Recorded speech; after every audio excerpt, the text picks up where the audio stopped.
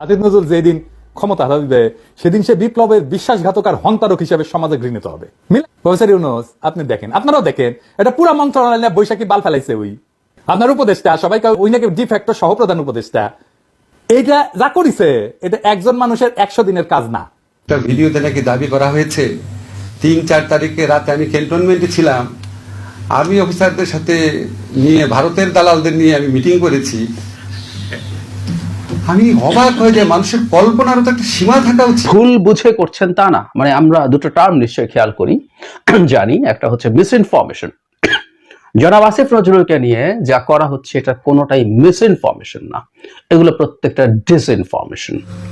অনেক ভালো কাজ করে যাচ্ছে দেশ এবং জাতি এই সেনাবাহিনীর কাছে কৃতজ্ঞ। দিন রাত সেনার সদস্যরা পরিশ্রম করে যাচ্ছে দেশের আইন শৃঙ্খলা রক্ষার কাজে। আসসালামু আলাইকুম রহমতুল্লাহ, সবাই কেমন আছেন? আশা করি সবাই অনেক অনেক ভালো এবং সুস্থ আছেন। সবাইকে স্বাগতম জানাচ্ছি আমাদের আরেক নতুন ভিডিওতে। প্রতিদিনের মতো আমি আপনাদের সিরিয়াত ফারুকি আবারও চলে আসলাম নতুন একটা ভিডিও নিয়ে। আজকের ভিডিও টাইটেল এবং থাম্বনেল দেখে ইতিমধ্যেই বুঝতে পেরেছেন আজকে কি বিষয়টা নিয়ে কথা বলবো। আজকে যে বিষয়টা নিয়ে কথা বলবো খুবই গুরুত্বপূর্ণ একটা বিষয়। তো দর্শক, ইতিমধ্যে আপনারা সবাই ভিডিওর শুরুতেই কিছু অংশ দেখেছেন ভিডিওর। একটু পর আমরা ভিডিওর বাকি অংশগুলো দেখবো। তার আগে আপনাদের কাছে ছোট একটি অনুরোধ জানিয়ে রাখতে চাই, যারা আমাদের ফারুকি অনলাইন ইউটিউব চ্যানেলটিতে এখন হতেছেন প্লিজ দরকার আমাদের চ্যানেল সাবস্ক্রাইব করে সাথে থাকবেন। আর বেশি কথা বাড়াচ্ছি না, আমরা ভিডিওর বাকি অংশগুলো একটু দেখে আসবো। একটা ভিডিওতে নাকি দাবি করা হয়েছে 3-4 তারিখে রাতে আমি ক্যান্টনমেন্টে ছিলাম, আর্মি অফিসারদের সাথে নিয়ে ভারতের দালালদের নিয়ে আমি মিটিং করেছি। আমি অবাক হয়ে যায়, মানুষের কল্পনারও তো একটা সীমা থাকা উচিত। 3 তারিখে মাহবুব মোর্শেদের সাথে শহীদ মিনারে সমাবেশ করার পর রাত 9টা পর্যন্ত ছিলাম, বাসায় গিয়েছিলাম। তারপরে অধ্যাপক মোস্তফা মামুন ঢাকা ইউনিভার্সিটি ফুলার রোডের 19 নম্বর বিল্ডিং এ দোতলা ডান দিকে থাকেন, তার বাসায় রাত্রে থেকেছি। শুনেছি আমাকে মেরে ফেলবে অথবা গ্রেফতার করবে। 4 তারিখের রাতে সন্ধ্যার পরে অনলাইন অ্যাক্টিভিস্ট যারা ছিল তাদের সাথে একটা প্রোগ্রামে অংশ নেই, সেটার অডিও আপনারা অনেকে শুনেছেন, যেখানে আমি বলছিলাম আমাদেরকে মেরে ফেলতে পারে, আমাদের সবাই বলছে পালিয়ে যেতে। রাতে 9টা, 9:30, 10টা বলতো। তারপর আবার ওই মুস্তফা মামুন বললাম না, নাম উল্লেখ করে বললাম, ট্রিপল ই টিচার প্রফেসর, আবার তার বাসা ছিলাম। এখন বলেন আপনি, সবকিছু তো সীমা আছে। এখন আমরা যদি বলে আসিফ নজরুল আসলে চোখ হলো 5টা, এরকম প্রতিবাদ করে মানুষ, ভাই আমার চোখ 5টা কেন? সবকিছু তো সীমা আছে একটা, মানে তখন আমাকে যখন কেউ বলে ভাই এটা আপনি একটু ক্লিয়ার করেন, কি ক্লিয়ার করবো? এখন যদি আমি বলি রাশেদ, আমার ধারণা তুই আসলে মেয়ে, ওকে প্রতিবাদ করবো, বলেন স্যার আপনি পাগল নাকি, কি বলেন? আমি যদি রাখালদাকে বলি রাখালদা আমি একটা জায়গায় শুনলাম আপনার বয়স আসলে 12, আচ্ছা বলেন, মানে আপনি তো সত্যের কাছাকাছি থাকলে মানুষ প্রতিবাদ করবে। আজগুবিটার তো সীমা থাকা দরকার। এটা ব্যক্তিগত আমার কাছে বললাম, শুধু কি আমার ক্ষেত্রে, কার ক্ষেত্রে হচ্ছে না বলেন? আমাদের শফিকের ক্ষেত্রে কম হচ্ছে? এরকম একটা মানুষ এইরকম ভূমিকা রেখেছে, আপনারা কি শুনছেন? আপনারা ওর থেকে 10% শুনেন নাই, তারে বলে গণশত্রু।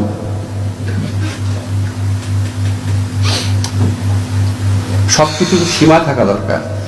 তাহলে আপনি তার পারপাস সার্ভ করছেন, নিজেরা একজনকে চরিত্র হননে, মিথ্যা প্রচারণায় আশ্চর্য একটা অস্থিরতায় মেতে উঠি। খুবই দুঃখ লাগে, অবাক লাগে, আজগুবি, ভিত্তিহীন, অকল্পনীয় সব তথ্য দিয়ে একজন আরেকজনের ভিতরে লেগে আছে। আমরা কোথায় পৌঁছাবো তাহলে? এই ভয়টা লাগে, নিজের জন্য ভয় লাগে না, মানে আবার কি আমাদের বেহাত হবে বিপ্লব, আবার কি বেহাত হবে গণঅভ্যুত্থান? যেদিন ক্ষমতা হারা দিবে সেদিন সে বিপ্লবের বিশ্বাসঘাতক আর হন্তারক হিসেবে সমাজে ঘৃণিত হবে। প্রফেসর ইউনূস আপনি দেখেন, আপনারাও দেখেন, এটা পুরা মন্ত্রণালয় নিয়ে বৈশাখী বাল ফেলাইছে। ওই আপনার উপদেষ্টা সবাইকে ওই নাকি ডিফ্যাক্টো সহপ্রধান উপদেষ্টা, এইটা যা করিছে এটা একজন মানুষের 100 দিনের কাজ না। একজন মানুষের কোনো ধারণাই নাই কাজ কারে বলে। দুনিয়ার মানুষ কি বিপুল পরিমাণে কাজ করে, একজন প্রফেশনাল মানুষ। তো বুঝেছেন তো কি বালটারে নিয়ে এসে বসেছেন উপদেষ্টা কই যায় প্রফেসর ইউনূস, দেখেছেন তো? হ্যাঁ, বাংলাদেশে 5ই আগস্ট একটা এলিট সেটেলমেন্ট হয়েছে রাজনৈতিক দল আর সুশীলদের এজেন্ট আসিফ নজরুলের মধ্যে। আসিফ নজরুল 3 জন ছাত্রকে সমন্বয়ক বানায় বঙ্গভবনে যায় ঘটুটা শুরু করে। ওই জায়গা থেকেই এই বিপ্লবের সারা। আমার কাছ থেকে শোনার দরকার নাই, এই হান্নানের কাছে শোনেন, সমন্বয় হান্নানের কাছে। সবচেয়ে ভয়ঙ্কর বিষয় হচ্ছে সেই মিটিং এ মানে হচ্ছে সেখান থেকে বের হয়ে বঙ্গভবনে যে মিটিংটা হয়েছে 3 জনকে নিয়ে যাওয়া হয়েছে ছাত্র প্রতিনিধি বানিয়ে, যারা বৈষম্যবিরোধী ছাত্র আন্দোলনের সমন্বয়কদের কেউ ছিল না।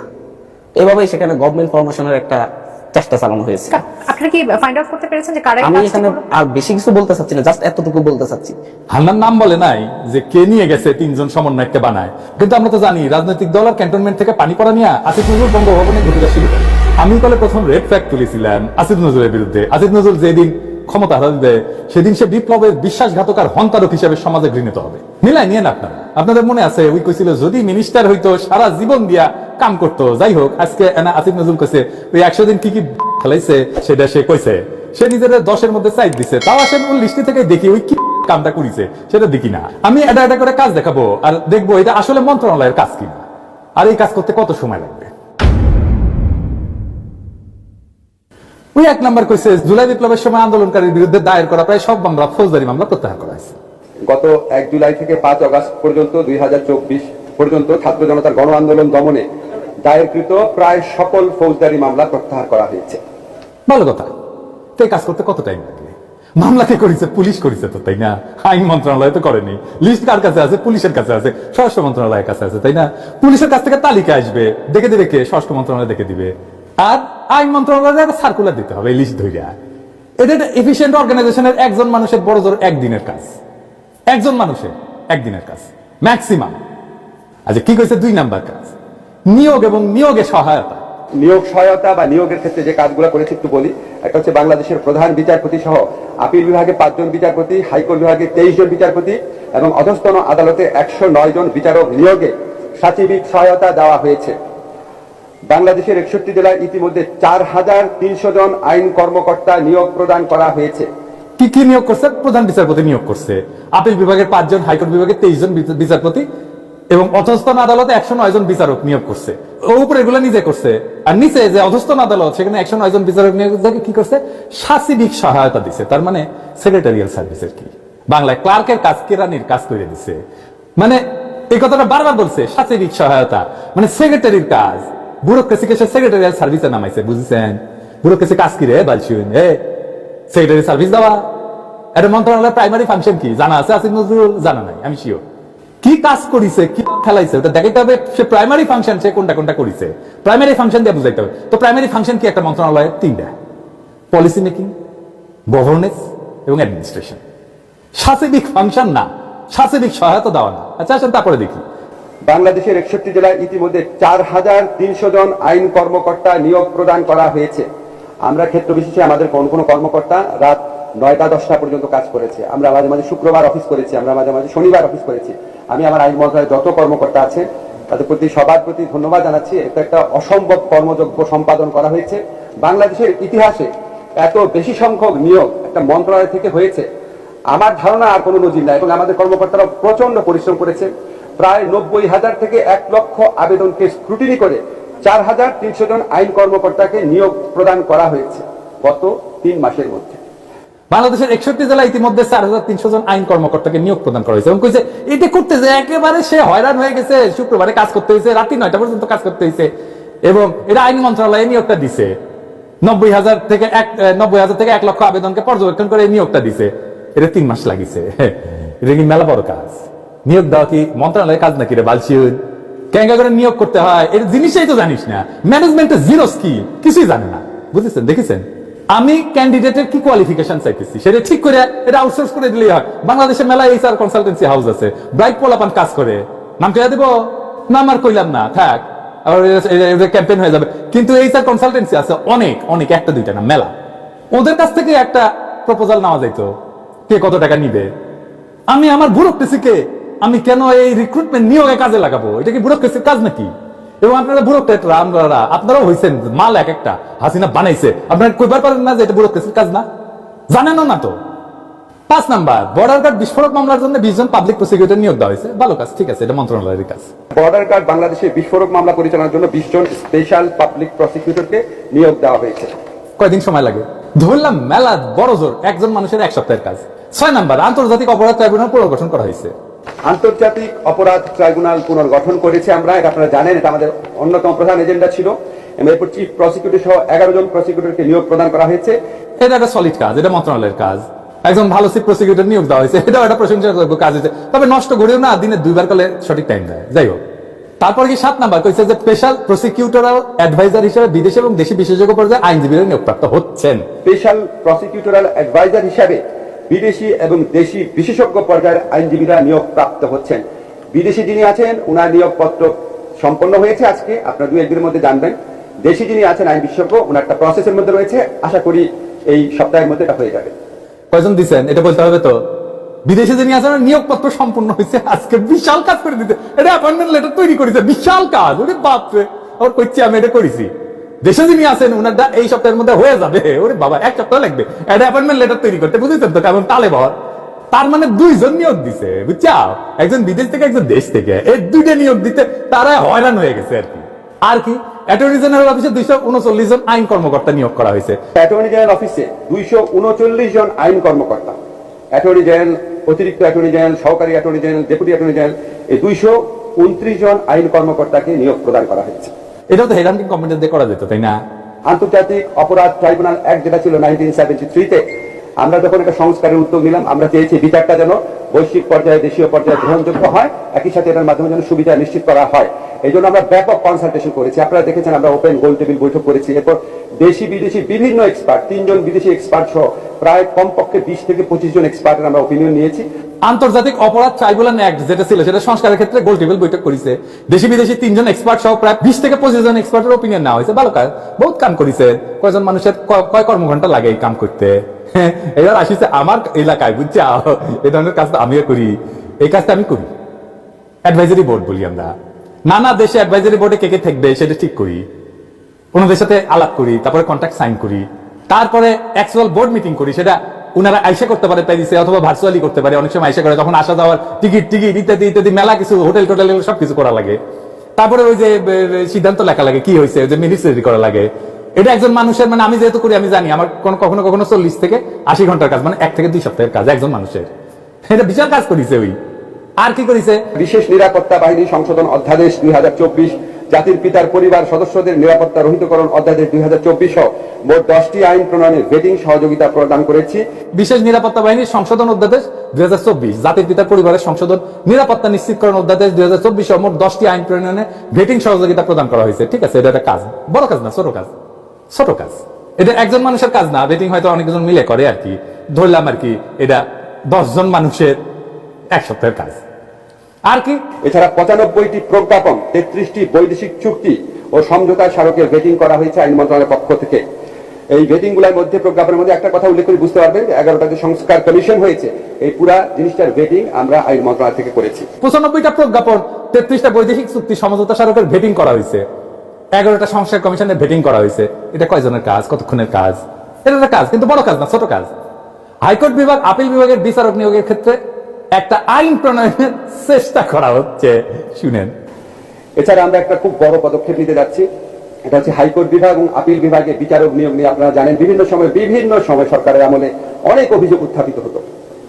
এটাকে অ্যাড্রেস করার জন্য আমরা একটা আইন প্রণয়নের চেষ্টা করছি।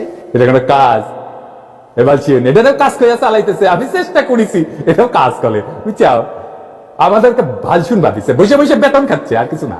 কোনো কাজ জানে না, 1 ফোঁটা কাজ জানে না। আর কি, দুর্নীতি প্রতিরোধ কার্যক্রমের অংশ হিসেবে বিচারক, রেজিস্ট্রেশন কর্মকর্তা, আইন মন্ত্রণালয়ের অধীনে থাকা দপ্তরে থাকা কর্মচারী এবং তাদের পরিবারের সদস্যদের সম্পদের হিসাব সংগ্রহ করেছি। দুর্নীতি প্রতিরোধ কার্যক্রমের অংশ হিসাবে আমরা বিচারক, রেজিস্ট্রেশন বিভাগের কর্মকর্তা, আইন মন্ত্রণালয় এবং এর অধীন দপ্তর সংস্থার কর্মচারীদের পরিবারের সদস্য সহ অর্জিত সম্পদের হিসাব বিবরণী সংগ্রহ করেছি। বর্তমানে হিসাব বিবরণীগুলো যাচাই বাছাই কার্যক্রম চলমান রয়েছে। হিসাব বিবরণী যাচাই বাছাই চলমান রয়েছে, এটা বলে উই করবি, বুঝছাও। হ্যাঁ, এটা সার্কুলার দিবে, ওরা পাঠাবে। এটা একটা বিশেষায়িত কাজ, ওর ইনকাম ট্যাক্স অডিট করবে। এটা কে করে? এটা আইন মন্ত্রণালয়ের লোক করবে, পাইবে। এটা দুদকে ভেরিফাই করে, দুদকে দিয়ে দিব, স্পেশালিস্ট লোক আছে, এটা দুদক ভেরিফাই করবে। মন্ত্রণালয়ের কাজ কি রে ভালছিন। আর কি, গুম বিরোধী সনদের অনুসমর্থন এবং কমিশন গঠনের প্রয়োজনীয় সকল সহযোগিতা প্রদান করেছে, ভালো কাজ হয়েছে। গুম বিরোধী সনদ যেটা রয়েছে, ওটা অনুসমর্থন এবং কমিশন গঠন করার ক্ষেত্রে আমরা প্রয়োজনীয় সকল সহযোগিতা প্রদান করেছি। কতক্ষণের কাজ? হ্যাঁ, 1 সপ্তাহের কাজ, একজন মানুষের কাজ। আর কি গুম হওয়া ব্যক্তিদের সন্ধান, গুমে জড়িত ব্যক্তিদের বিরুদ্ধে আইনগত ব্যবস্থা নেওয়ার ক্ষেত্রে সুপারিশ প্রণয়নের জন্য যে তদন্ত কমিশন এসেছে তার কাঠামো আইন মন্ত্রণালয় থেকে প্রস্তুত করা হয়েছে, ভালো হয়েছে। আর গুম হওয়া ব্যক্তিদের সন্ধান এবং গুমে জড়িত ব্যক্তিদের বিরুদ্ধে আইনগত ব্যবস্থা গ্রহণের সুপারিশ প্রণয়নের জন্য যেহেতু তদন্ত কমিশন হয়েছে, এই তদন্ত কমিশনের যে এনাবেলিং যে লটা সেটা সম্পূর্ণভাবে আমরা আইন মন্ত্রণালয়ের পক্ষ থেকে প্রিপেয়ার করেছি এবং এই কমিশনকে আমরা সার্বিক সহযোগিতাও প্রদান করছি আইন মন্ত্রণালয়ের পক্ষ থেকে। এটা বড় কাজ, ছোট কাজ না, এটা বড় কাজ। এটা কিন্তু বড় কাজ কতক্ষণের কাজ, এবং এই কমিশনকে আমরা সার্বিক সহযোগিতা প্রদান করা হচ্ছে। আবার এসে সার্বিক সহযোগিতা দিবে না মন্ত্রণালয়, এটা বলে দিলাম, এটা মন্ত্রণালয়ের কাজ না। আর কি সংস্কার কমিশনের গঠিত বিচার বিভাগের সংস্কার কমিশনকে সহযোগিতা করা হচ্ছে যাতে করে কার্যকর রিপোর্ট পাওয়া যায়। সংস্কার কমিশন যে গঠন করা হয়েছে এর মধ্যে বিচার বিভাগ প্রতিষ্ঠার লক্ষ্যে যে বিচার বিভাগ সংস্কার কমিশন গঠন করা হয়েছে, এই সংস্কার কমিশনের সাথে বলেছি, আমরা মিটিং করেছি এবং ওনাদের সাথে আমরা সহযোগিতা করছি যাতে খুব দ্রুত বিচার বিভাগীয় সংস্কার কমিশনের একটা খুব এফিশিয়েন্ট একটা রিপোর্ট প্রডিউস করা যেতে পারে। যতটুকু সহযোগিতা চাচ্ছেন ওনারা আমরা করছি। আচ্ছা ঠিক আছে, কিন্তু কাজটা ছোট কাজ। আর কি বিচার ব্যবস্থা রেজিস্ট্রেশন কার্যক্রম ডিজিটালাইজ করার জন্য মডেল ই কোর্ট স্থাপন এবং মডেল সাব রেজিস্ট্রি অফিস স্থাপনের সিদ্ধান্ত গ্রহণ করা হয়েছে। বিচার ব্যবস্থা এবং রেজিস্ট্রেশন কার্যক্রম ডিজিটালাইজেশন করার জন্য মডেল ই কোর্ট স্থাপন এবং ডিজিটাল সাব রেজিস্ট্রি অফিস স্থাপনের সিদ্ধান্ত গ্রহণ করা হয়েছে। এই সম্পর্কিত দুটি প্রকল্প অনুমোদনের জন্য চূড়ান্ত পর্যায়ে রয়েছে। সিদ্ধান্ত নেওয়াটা কাজ নাকি রে ভাইছি, না বাস্তবায়নটা কাজ? সিদ্ধান্ত নিছে, এটা বসে একটা ডিসিশন নিছে, ওটা নাকি কাজ? এটাও কাজ, সেটা আবার কয়। এই সম্পর্কিত দুইটা প্রকল্প অনুমোদনের জন্য চূড়ান্ত করা হয়েছে। কাজটাকে হোক, প্রকল্পটা শেষ হোক, তার বাস্তবায়িত হোক, তারপর এটা কাজ হিসেবে দেখেন। আর কি স্থায়ী অ্যাটর্নি সার্ভিস প্রতিষ্ঠা, এই যে আপনার পিপিজিপি ওনারা যে নিয়োগ হন, ওনারা যেন একটা কম্পিটিটিভ পরীক্ষার মধ্যে দিয়ে নিয়োগ হন, এটার লক্ষ্যে আমরা একটা আইন প্রণয়নের সিদ্ধান্ত নিয়েছি। কাজ খুবই অল্প এগিয়েছে, বাট এটা আমরা সর্বোচ্চ চেষ্টা করব এই আইনটা যেন আমরা এই বছরের মধ্যে করে দিতে পারি। স্থায়ী অ্যাটর্নি সার্ভিস প্রতিষ্ঠার জন্য যে সমস্ত পিপিজিবি নিয়োগ হয় তার জন্য একটা কম্পিটিটিভ পরীক্ষার মাধ্যমে নিয়োগ হয়, তার জন্য একটা আইন প্রণয়নের ব্যবস্থা না হচ্ছে। আইনটা হোক, এটা খুব অল্প, তবে বলে দিচ্ছে কিন্তু কাজটা খুব অল্প আগাইছে। তা তো আগাবেই, অপদার্থদের কাজ অল্পই আগায়। তো অপরাধ যখন আগে সেটা কইছেন কেন, মানে লিস্টই বাড়াইতে হবে, বুঝছাও। আর কি যুদ্ধাপরাধী আদালতের ভবনের কাজের তদারকি করতেছে আসিফ নজরুল নিজে, ফিজিক্যালি 3 বার পর্যবেক্ষণে গেছে এবং সার্বজনীন যোগাযোগ রাখিচ্ছে। শুনেন, যুদ্ধাপরাধী আদালতের যে ভবনের কাজ তদারকি আপনারা নিজেরা দেখেছেন, আমি অলরেডি নিজে পার্সোনালি 3 বার ফিজিক্যাল ইন্সপেকশনে গিয়েছি, সার্বক্ষণিকভাবে যোগাযোগ রাখছি। এগুলি তো আপনার ধরেন আমাদের বিচার প্রক্রিয়াকে দ্রুততর করার ক্ষেত্রে এবং সবার বিল্ডিংটার ক্ষেত্রে, সেখানে আমি অবশ্যই অত্যন্ত শ্রদ্ধার সাথে পূর্তমন্ত্রী আদিলুর রহমান খান ওনার ব্যক্তিগত ইনিশিয়েটিভ, ব্যক্তিগত তদারকির কথা স্মরণ করি, আর আমরা ওনাদের সাথে থেকেছি পুরো কাজটা সম্পন্ন করার ক্ষেত্রে। দেখেছেন হাসিনা মনিটরিং করতো আর সে সার্বক্ষণিক যোগাযোগ দেখতো। তামিন হাসেনি, সবাই একটু হাসেনি, হাসার টাইম দেন, আপনি তো টাইমই দিচ্ছেন না, তো ওই হাস্যকর বানাচ্ছে, এটা জোকার হয়ে গেছে আসিফ নজরুল।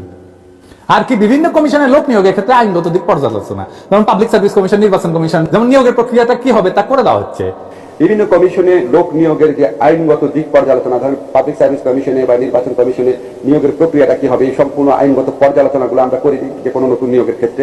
মেলা বড় কাজ এটা, তাই না? হ্যাঁ। আর কি 23 নম্বর জুলাই শহীদ ফাউন্ডেশনের গঠনতান্ত্রিক দলিল প্রণয়নের কাজ করে দেওয়া হয়েছে।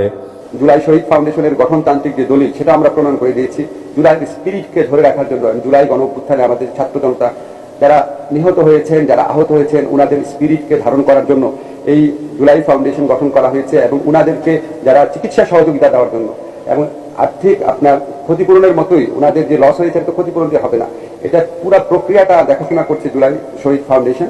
এটা দলিল আমরা প্রণয়ন করে দিয়েছি, এরকম আরো অনেক কিছু কাজ আছে। কেন করে করেছে এটা তো একটা ল ফার্মের কাজ, এটা ল ফার্মে দিবেন আপনি, ল ফার্ম আপনাকে দিবে, আপনি বেটিং করে দিবেন ঠিক আছে কিনা, তাইলে তো হইলো। প্রফেসর ইউনূস আপনি দেখেন, আপনারাও দেখেন, এটা পুরো মন্ত্রণালয় বৈশাখী বাল ফেলাইছে। ওই আপনার উপদেষ্টা সবাইকে ওই নাকি ডিফ্যাক্টো সহপ্রধান উপদেষ্টা, এইটা যা করিছে এটা একজন মানুষের 100 দিনের কাজ না। একজন মানুষের কোনো ধারণাই নাই কাজ কারে বলে। দুনিয়ার মানুষ কি বিপুল পরিমাণে কাজ করে একজন প্রফেশনাল মানুষ। তো বুঝেছেন তো কি বালটারে নিয়ে এসে বসেছেন উপদেষ্টা কইরা প্রফেসর ইউনূস, দেখেছেন তো? হ্যাঁ, তো ধর্ম নেই, প্রত্যেকটা ধর্ম দেখি কে কি। কিছুদিন আগের কথা, একটা টক শোতে গেছি, একটা টিভি টক শোতে, সেখানে একজন সুপ্রিম কোর্টের লয়ার, বেশ স্বনামধন্য লয়ার তিনি ছিলেন এবং মারাত্মকভাবে ডক্টর আসিফ নজরুলের সমালোচনা করছিলেন। মানে বাংলাদেশে যত সংকট সমালোচনা হচ্ছে সব ডক্টর আসিফ নজরুল, নন্দ ঘোষ বলি না, যত দোষ নন্দ ঘোষ। জনাব আসিফ নজরুলকে নন্দ ঘোষে পরিণত করা হয়েছে, করার চেষ্টা অ্যাটলিস্ট হচ্ছে দীর্ঘদিন থেকে। ইনফ্যাক্ট শেখ হাসিনার পতন এবং পলায়নের পর থেকে এই চেষ্টা ক্রমাগত চলছে। যাই ঘটুক না কেন, যেমন কিছুই হোক না কেন, সরকার কেন এমন হলো অমন হলো না, কেন এটা করা হলো, কেন ওটা করা হলো না, কেন এ উপদেশটা হলো, কেন সে উপদেশটা হলো না, মানে যে কোনো রকম প্রশ্ন যদি আসে তার উত্তর কি? আসিফ নজরুল কেষ্টা বেটাই চোর। এটা বাড়তে বাড়তে এমন একটা পর্যায়ে গেল যে এটা আর এখন কোনো সীমা কোনো দিকে রাখছে না। আমি আমার ওই টক শোতে সেই লয়ারকে জিজ্ঞেস করেছিলাম অন রেকর্ড যে কিসের ভিত্তিতে তিনি আসলে এই কথাগুলো বলছেন, কিসের ভিত্তিতে বলছেন। এবং ঘটনাচক্রে সেদিনই একটা অনুষ্ঠানে জনাব আসিফ নজরুলের সাথে আমি ছিলাম এবং সেখানে তিনি অনেকগুলো আলোচনার সমালোচনার তাকে নিয়ে প্রপাগ্যান্ডার জবাব দিয়েছিলেন। তো আমি সেখানে তাকে সেগুলো উপস্থাপন করেছিলাম। কিন্তু যেটা হয়, আমরা তো আসলে বুঝতে চাই না, বোঝার জন্য এটা করছি না। এই জিনিসটা যে কেউ ভুল বুঝে করছেন তা না, মানে আমরা দুটো টার্ম নিশ্চয়ই খেয়াল করি, জানি। একটা হচ্ছে মিস ইনফরমেশন। জনাব আসিফ নজরুলকে নিয়ে যা করা হচ্ছে এটা কোনোটাই মিস ইনফরমেশন না, এগুলো প্রত্যেকটা ডিসইনফরমেশন। জেনে শুনে বুঝে মিথ্যা তথ্য তাকে নিয়ে ছড়ানো হচ্ছে। উদ্দেশ্য আছে, উদ্দেশ্য কি আছে সেটা আমরা অনেকে রাইটলি আইডেন্টিফাই করেছি। আমি একটু কথা বলতে চাই, সেই জায়গায় যাব।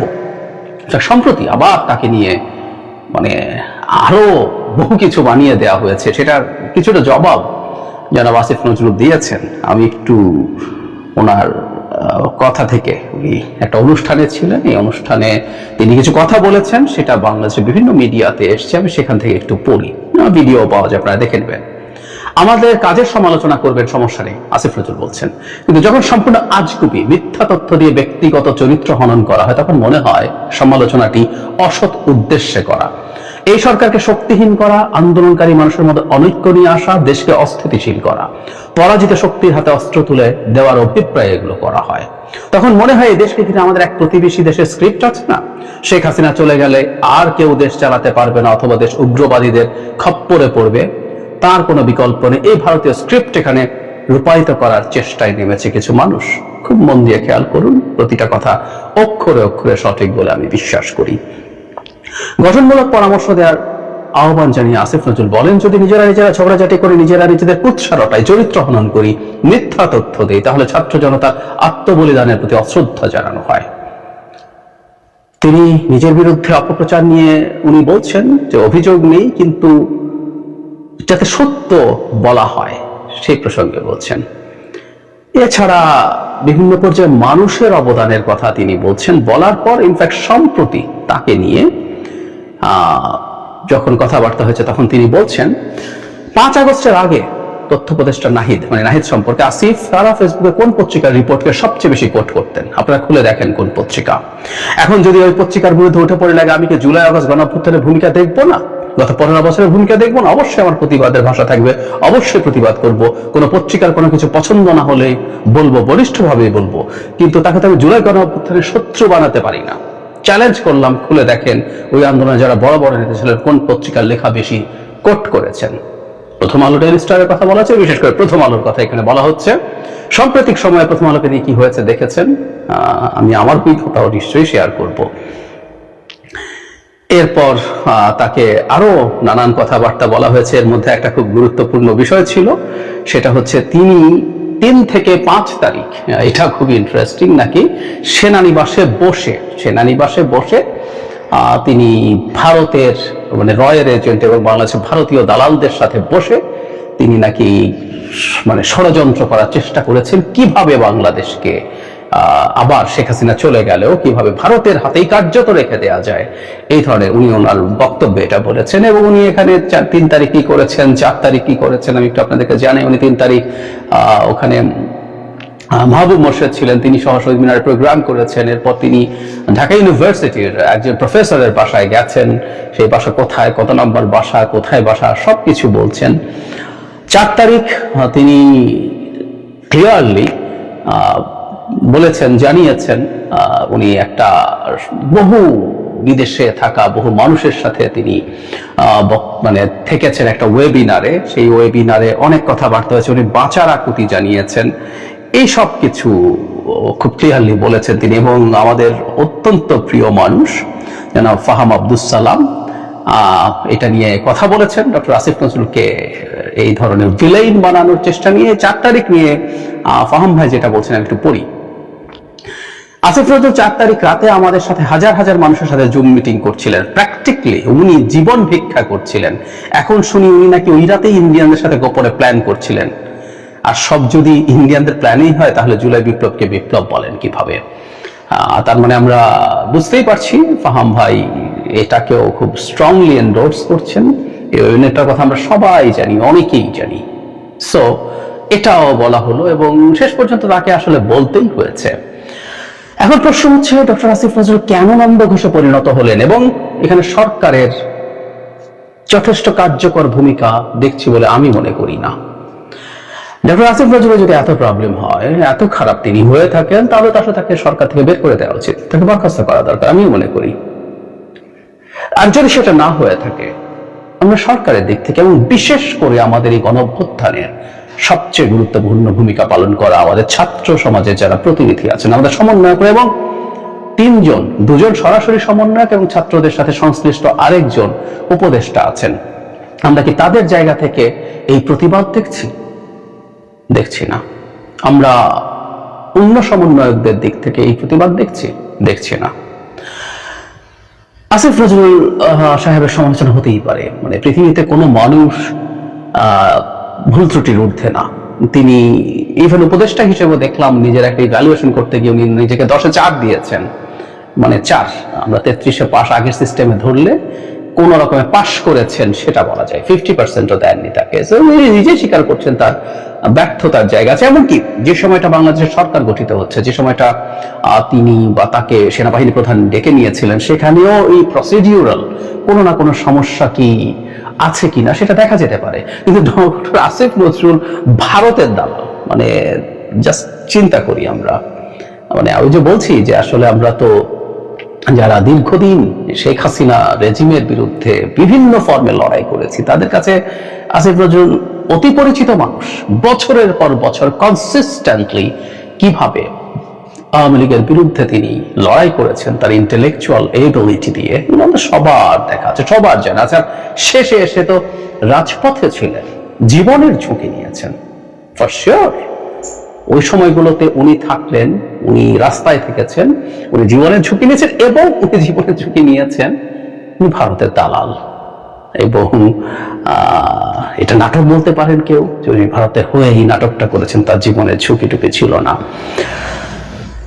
ইনফ্যাক্ট আমাদের এখন এই সমস্যাটা হয়েছে। আমি আমার প্রথম আলোকে নিয়ে করা ভিডিওতে বলেছিলাম, এই যে এখনো আমাকে আবার আপনারা ট্যাগ করবেন, আমি প্রথম আলো স্ক্রিনশট কেন ব্যবহার করি সেটা নিয়েও প্রবলেম। আমি প্রথম আলো স্ক্রিনশট শেয়ার করা, প্রথম আলোর অধিকারের পক্ষে কথা বলা, ওর সমালোচনা করেও অধিকারের পক্ষে কথা বলা যায়, সেটা বলেও আমি ভারতের দালাল হয়ে গেছি, ফ্যাসিস্ট শেখ হাসিনার দালাল হয়ে গেছি। It's funny, it's very funny to say that. আমার মানে ভারত নিয়ে যখন কথা বলা হয়, আমি আগেও বলেছি যে আমার ভারত নিয়ে আমার যে ভিডিওগুলো আছে সেগুলোর মন্তব্যে দেখে আসুন ভারতীয়রা আমাকে নিয়ে কি বলছে। ঠিক একই কথা আছে নজরুলের ক্ষেত্রে প্রযোজ্য, বহু ক্ষেত্রে বহু জায়গায় অত্যন্ত শক্ত অ্যান্টি ইন্ডিয়ান স্ট্যান্স উনি নিয়েছেন। অ্যান্টি ইন্ডিয়ান বলতে আমরা এভাবে বলতে পারি, আমরা প্রায় বলছি আমরা ভারত রাষ্ট্র বা জনগণের বিরুদ্ধে নই, আমরা ভারতের ক্ষমতাসীন সরকার তাদের পলিসির বিরুদ্ধে কথা বলি, সেটা বলেছেন। এবং উনিও ভারতের কাছে বরং পাকিস্তানপন্থী লোক হিসেবেই বেশি পরিচিত। কিন্তু আমরা এই ট্যাগ গুলো করছি, কিন্তু এই ট্যাগিংটা ভয়ঙ্কর ব্যাপার, এই ট্যাগিংটা ভয়ঙ্কর ব্যাপার। এবং এটাই একটা ফ্যাসিস্ট চিন্তা। গণতন্ত্র মানে হচ্ছে আমার চিন্তার সাথে মিল নেই, কিন্তু মিল না হলে আমি তাকে ট্যাগ করব এবং তাকে এরপর আমি যাতা বলবো, যাতা করব। এ খুব ভয়ঙ্কর চর্চা। শুরুর দিকে বলছিলাম আসিফ নজরুল কেন টার্গেটে পরিণত হচ্ছেন। রাইটলি আমরা অনেকেই এটা দেখেছি যে তিনি খুব গুরুত্বপূর্ণ একজন সেন্ট্রিস্ট ফোর্স। এই সরকারে বিভিন্ন রকম ফোর্স, বিভিন্ন রকম মিক্সচার আছে। একটা সেন্ট্রিস্ট ফোর্স, মানে একটা সেন্ট্রিস্ট মানসিকতার মানুষ এই সরকারে আছেন, তাকে সরিয়ে দিতে পারলে অনেকের অনেক রকম এজেন্ডা ফুলফিল করা যেতে পারে। এটা রাইটলি অনেকে আইডেন্টিফাই করেছেন, which I do endorse। আমি এই যুক্তিটাকে সঠিক, একেবারেই সঠিক বলে মনে করি। সেই বিবেচনাতেই আমাদের মনে হবে ডক্টর আসিফ নজরুলকে এই উপদেষ্টা পরিষদে থাকতে হবে এবং তার জায়গা থেকে আমরা অন্তত যারা সেন্ট্রিস্ট মানসিকতার মানুষ আছি তাকে সমর্থন করা উচিত হবে। সেই সমর্থনটা হচ্ছে, কিন্তু সরকারের দিক থেকে এবং আমাদের ছাত্রদের দিক থেকে আমি তার প্রতি যথেষ্ট সমর্থন দেখি না। তারা যদি মনে করেন, তারা যদি ট্রুলি বিশ্বাস করেন ডক্টর আসিফ নজরুল ভারতের দালাল, 3 থেকে 5 তারিখ পর্যন্ত উনি যাবতীয় ফিরিস্তি আছে, উনি চক্রান্ত করেছেন, উনি কাকে কি মিথ্যাইয়া সাজিয়ে নিয়ে গেছেন, নানান রকম অভিযোগ তার বিরুদ্ধে আছে, যদি সত্য হয়ে থাকে, তারা যদি ফিল করেন, তাহলে আসিফ নজরুলকে এখনই উপদেষ্টা পরিষদ থেকে বরখাস্ত তাদের করতে হবে। আর যদি না হয়, এই সংকটময় সময় এই মানুষটার বসে তাদের প্রকাশ্যে দাঁড়াতে হবে। বিশেষ করে সরকারে থাকা ছাত্র উপদেষ্টা যারা আছেন, তারা তার সমর্থনে মাঠে আসা খুবই জরুরি বলে আমি মনে করি। আর একটা কথা আমরা সবসময় মনে রাখবো, শেখ হাসিনা পতনের পর আমাদের কতগুলো র্যাডিক্যাল চিন্তা, কতগুলো এক্সট্রিমিস্ট চিন্তা মাঠে ছড়িয়ে দেওয়ার চেষ্টা হয়েছিল বিপ্লবের নামে। সেজন্য প্রথম থেকেই এই বিপ্লব শব্দটাকে কন্টেস্ট করেছি, অনেকেই করেছেন, এর মধ্যে আমি কনসিস্টেন্টলি করে গেছি। সেই চেষ্টা বিফল হওয়ার পর এই এক্সট্রিম অ্যাটিটিউড গুলো আরো বাড়বে। আমরা যেন সামনে এই ব্যাপারগুলো নিয়ে সতর্ক থাকি। এখানে এসেছেন দেশের বিভিন্ন জায়গা থেকে এবং আমাদের সম্মানিত করেছেন, এই জন্য আমি ব্যক্তিগতভাবে আপনাদের কাছে কৃতজ্ঞ এবং সেনাবাহিনী অত্যন্ত কৃতজ্ঞ আপনাদের কাছে। আমি গভীরভাবে শ্রদ্ধা জানাচ্ছি মহান মুক্তিযুদ্ধে সকল বীর শহীদদের এবং তাদের রুহের মাগফিরাত কামনা করছি।